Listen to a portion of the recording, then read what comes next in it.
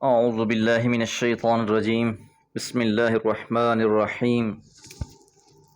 ثم أورثنا الكتاب الذين اصطفينا من عبادنا فمنهم ظالم لنفسه ومنهم مقتصد ومنهم سابق بالخيرات بإذن الله ذلك هو الفضل الكبير.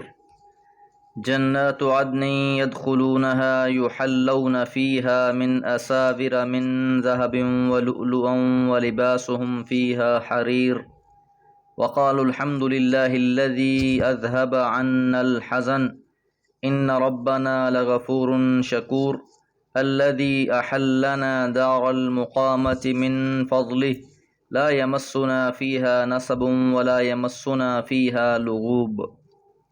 سورہ فاطر آیات 32 سے 35. ثم پھر اورثنا الکتاب ہم نے وارث بنا دیا کتاب کا، الذین اصطفینا جنہیں ہم نے چن لیا، من عبادنا ہمارے بندوں میں سے، حضرت ابراہیم علیہ السلام کی آل میں سے حضرت اسماعیل اور حضرت اسحاق. حضرت اسحاق علیہ السلام کی آل میں سے بہت سے انبیاء آئے، لیکن حضرت اسماعیل علیہ السلام کی آل میں حضور علیہ السلام سے پہلے کوئی بھی نبی نہیں بنے. حضرت اسماعیل کے بعد حضرت محمد صلی اللہ علیہ وسلم کو آل اسماعیل میں سے نبوت حاصل ہوئی. اس اثناء میں ہزاروں انبیاء اللہ تعالی نے مبعوث فرمائے، کتابیں نازل ہوئیں.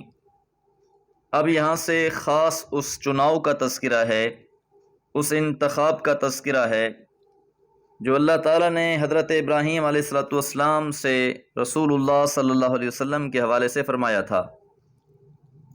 اللہ تعالیٰ نے قرآن مجید نازل فرمایا اور اس کا وارث بنا دیا امت مسلمہ کو، اور اسی حسد میں بنی اسرائیل یہودیوں نے اسلام قبول نہ کیا. یہ انتخاب اللہ تعالیٰ کا تھا، اس لیے اللہ نے فرمایا هو الذی بعث فی الامیین رسولا منہم، کہ وہ اللہ تعالیٰ ہی ہے جس نے امیوں میں ایک رسول مبعوث فرمایا جو انہی میں سے ہیں. تو سلسلہ نبوت جو عرصہ دراز سے آل اسحاق میں چلی آ رہی تھی وہ آل اسماعیل میں منتقل ہوئی.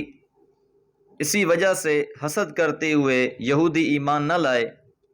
سورہ نساء میں فرمایا ام یحسدون الناس علی ما آتاہم اللہ من فضلہ، کیا یہ لوگ اس فضل پر جو اللہ تعالیٰ کی طرف سے عطا ہوا ہے یہ لوگ حسد کر رہے ہیں؟ تو یہ اللہ تعالیٰ کی تقسیم ہے، اس لیے فرمایا اصطفینا من عبادنا، ہم نے چن لیا اپنے بندوں میں سے. فمنہم پس ان میں سے ظالم لنفسہ، کچھ اپنی جانوں پر ظلم کرنے والے ہیں. یہ وہ لوگ ہیں جو اس عظیم کتاب سے اعراض کرنے والے ہیں، حضور علیہ السلام کو نبی ماننے سے انکاری ہیں، اللہ تعالیٰ کو وحدہ لا شریک ماننے سے انکاری ہیں. تو یہ حقیقت میں اپنے اوپر ظلم کرنے والے ہیں. وَمِنْهُمْ مُقْتَصِد، اور کچھ میانہ روی اختیار کرنے والے ہیں. اس آیہ مبارکہ کی شرح میں تفسیر میسر میں لکھا ہے وَهُوَ الْمُؤَدِّي لِلْوَاجِبَاتِ، مقتصد لوگ وہ ہیں جو اپنے واجبات کو ادا کرنے والے ہیں، جو اللہ تعالیٰ کی طرف سے ان پر ذمہ داریاں ڈالی گئی ہیں وہ اسے ادا کرتے ہیں.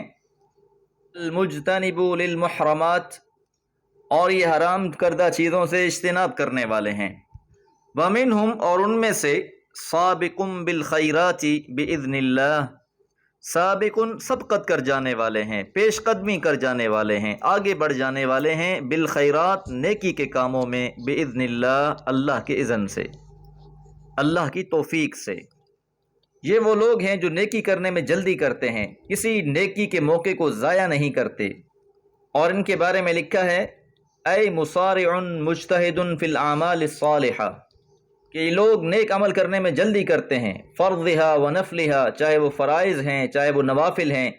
ذالک الاعطاء للکتاب واصطفاہ هذه الامہ، تو یہ وہ عطا ہے اور یہ وہ چناؤ ہے، انتخاب ہے اس کتاب اور اس امت کے لیے.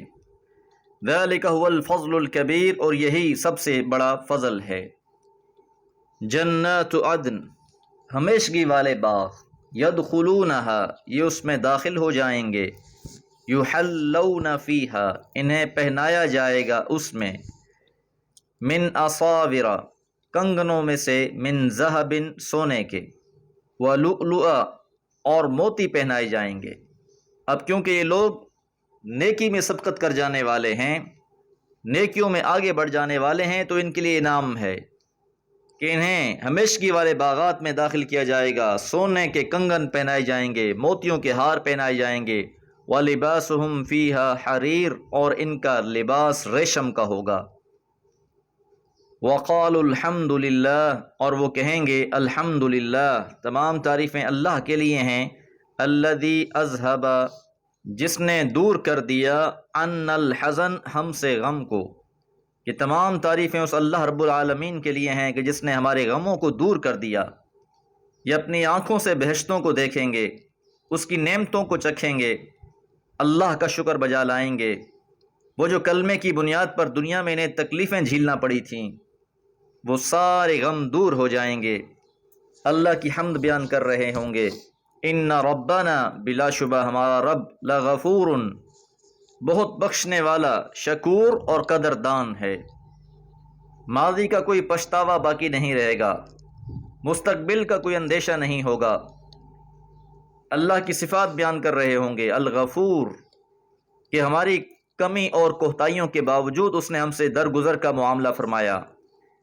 شکور ہے وہ، جو ہم نے نیکی کی اس نے اسے اپنی بارگاہ میں شرف قبولیت بخشا۔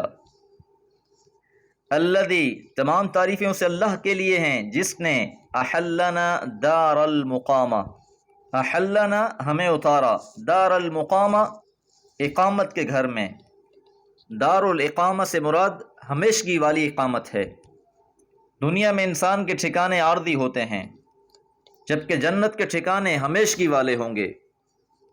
من فضلہ اپنے فضل سے، لا یمسنا فیہا نصب، لا یمسنا نہیں پہنچے گی ہمیں، فیہا اس میں نصب کوئی تھکاوٹ، ولا یمسنا اور نہ چھوئے گی ہمیں، نہ پہنچے گی ہمیں، فیہا اس میں لغوب کوئی تکان، کوئی اکتاہٹ، کہ یہ تو ایک ایسا عالی شان مقام ہے، جنت تو ایک ایسی نعمتوں والی جگہ ہے، ایسی عیش اور عشرت والی جگہ ہے جہاں نہ تو انسان تھکے گا کہ اسے محنت اور مشقت کرنی پڑے، اور نہ ہی وہ اکتاہٹ کا شکار ہو جائے گا۔